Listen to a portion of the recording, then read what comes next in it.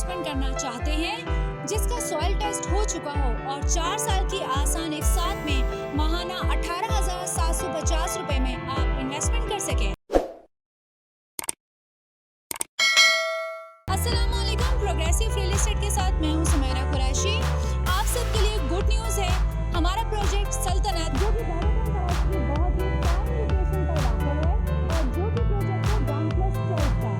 सल्तनत का soil test हो चुका है और हम आपको बताएं कि यहाँ पर आप जस्ट 1 बेड अपार्टमेंट 18,750 रुपए माहाना पर 4 साल के लिए आप इन्वेस्ट कर सकते हैं। अगर हम इसकी लोकेशन के बारे में बात करें, सल्तनत के राइट हैंड साइड पे आपको मिलेगा बहरिया टाउन कराची का सिनेगोल्ड सिनेमा। सल्तनत की सबसे बड़ी प्राइम लोकेशन बनती है बहरिया टाउन कराची का हेड ऑफिस, जो कि मिलेगा आपको इसके राइट हैंड साइड पे, जबकि सल्तनत की बैक साइड पर आपको मिलेगा एडवेंचर लैंड थीम पार्क।